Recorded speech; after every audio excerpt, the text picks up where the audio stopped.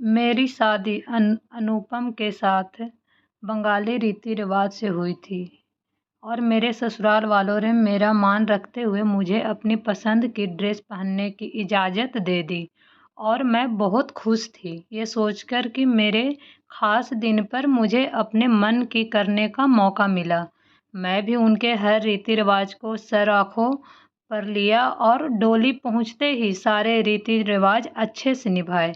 एक दिन मैं अपने मायके गई हुई थी तो देखा कि पापा दिन ब दिन कमज़ोर होते जा रहे हैं और कुछ सोच में डूबे रहते हैं। तो मैंने माँ से पूछा और माँ ने कहा, पता नहीं जब से तेरी शादी हुई है कुछ खोए खोए से रहते हैं। शायद बहुत मुश्किल होता होगा अपने एक दिल के टुकड़े को ऐसे हाथ में सौंप देना जिनको अभी अच्छे से जानते भी नहीं थे।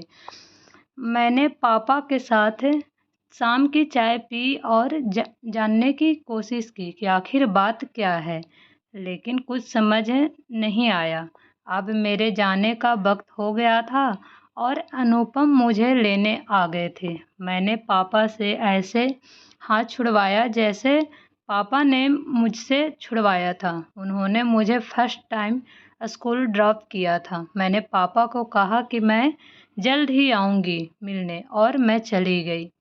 कुछ दिन बाद मेरे चाचा का मेरे हाल चाल लेने के लिए फ़ोन आया तो उन्होंने मुझे बताया कि मेरे पापा अभी तक ये एक्सेप्ट ही नहीं कर पाए हैं कि मैं अब पराई हो गई हूँ और उनके साथ नहीं रहती हूँ।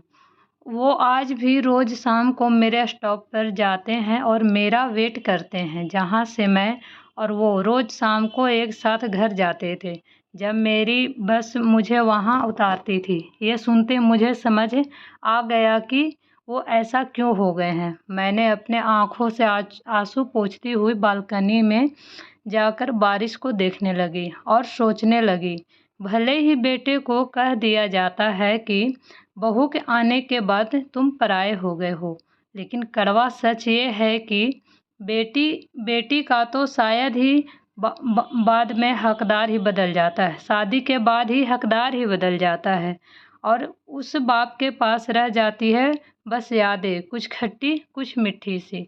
अगर आपको ये कहानी पसंद आए तो प्लीज़ मेरे चैनल को लाइक एंड सब्सक्राइब ज़रूर कीजिएगा। Thank you so much.